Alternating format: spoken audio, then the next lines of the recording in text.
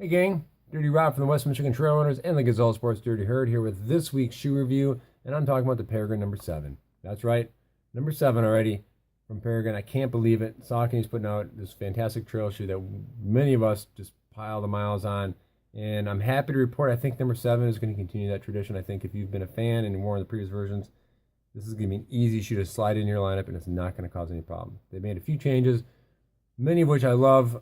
One or two I'm a little skeptical of. Not a serious problem, but a little skeptical of.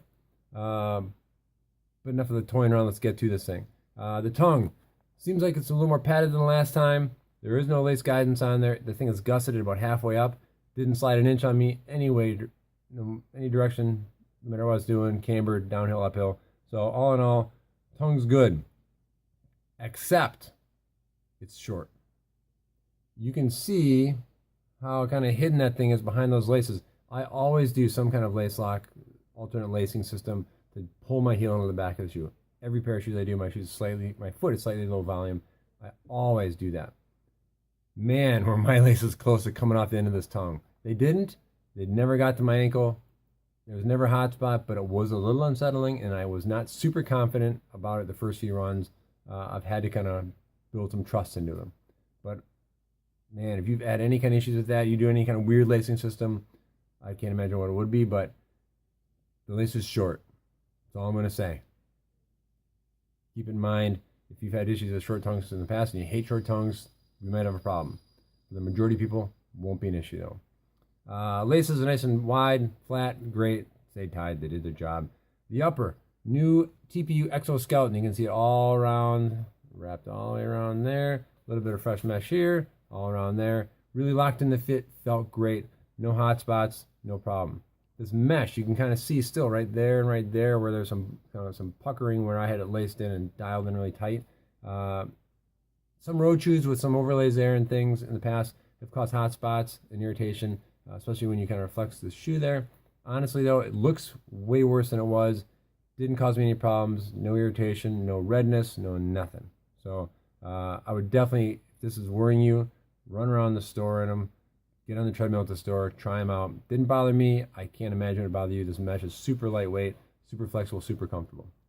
Toe rand, not really there. There's nothing there. So a nice weight saver for them. All you have is your nice kind of rubber collar here on the toe. Nice protection there. Plenty of padding on the collar. Plenty of padding in the heel. Now, last issue or last version, there were issues, and some people put notes in my video about some rubbing after that padding kind of wore down, and they had a couple of seams there. There is a single seam just to the medial side of this particular shoe. I haven't noticed it. Now, in my previous version, I saw the comments people made. I didn't have a problem with it. I didn't even notice it was there until I probably had 150 to 200 miles on my shoe, and then I started to notice it. But I never got a blister, never got a hot spot, never bothered me.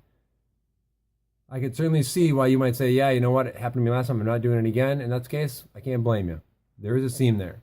There's a ton of padding up over the top of it, so hopefully they've addressed it, they've heard the complaints, and this padding's not going to break down. It's going to be a little more durable. You're never going to get to that thing, but there's one there. You're going to have to decide whether or not you want to risk fate with that one and do it again. So there you go. Upper, tongue, great, no problems. Now the midsole, big change, and one that I love to death.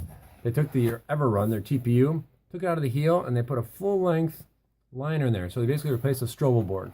So being a midfoot, forefoot striker, hopefully, when I'm doing it right, I felt like it was the TPU was lost there. Other than some crazy downhill stuff, I didn't really notice it. And well, we're on trails, we're on dirt, and unless it's frozen or there's wood or rocks, you're not going to notice that TPU a whole ton. Now with it full foot, I really feel like it's a more comfortable ride. I feel like I get more cushion every single step, no matter what I'm doing. And if the TPU or their Everrun responds or lasts, I guess, the same way Boost has for Adidas, the way this kind of TPU product typically does, this should make the comfort of the shoe more consistent from mile 1 to mile 300 to 400 and beyond. And that's a really cool plus in my book. I'm really excited about that. I really hope that this shoe, not that the other ones broke down a ton and they felt terrible, but I really think that this shoe is going to be more comfortable at the end of its lifespan than maybe their past versions because of that Everrun Strobel board, we'll call it. So stack heights, 25-24 or 25-21 for a 4 millimeter heel drop, same as past versions. Weight wise, they listed at 9.4. My size 14 is a 12.6, so not the lightest shoe in the world, but the weight's equally distributed, so it feels great. I was actually surprised it weighed 12.6. I was going to guess probably closer to 11.5, so a little off there. It felt lighter than it is, and it felt fairly fast. This shoe would probably be something in my lineup where I would use this to kind of do some quicker tempo stuff, maybe race a half marathon kind of thing. Oh, forgot the bottom. EBO rock plate like last time. Power track outsole, lots of good traction. So same as last time in that regard. So the big question, does it earn a spot in the trunk of my car? And sadly, I'm going to say no. Now, I know in 2016, I put a ton of miles on my Peregrine 6s, but my mileage winner was my Lone Peaks. And my next video is going to be Lone Peak 3, I think we're on. I probably should have done it first because I'm ruining the punchline, but this shoe still doesn't beat it out in my book for my foot.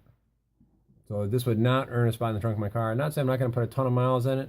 I will. I think I put, can't remember the numbers. I put a lot of miles on my Lone Peaks, and I put a ton of my Peregrines last year, and I think it'll probably be the same this year unless something else comes out of the water that I haven't tried or haven't test driven or expect. They have been my top 2 mileage shoes for the last 4 years, I think, and I think they'll, based on what I've tried, it's going to be the same way this year. This is a great shoe. I'm going to put a ton of miles in it, but the Lone Peak will be my preferred shoe again. So that's it. Peregrine number 7 on shelves now, gang. Check it out. Enjoy it. It's a very comfortable ride. I know you're going to be happy with it. I appreciate your time as always. I love the comments and the notes below. Anything you want to add, please do. Otherwise, email me personally if you have anything you want to share privately, shoe-wise, please. And other than that, I will see you guys next week. Peace out.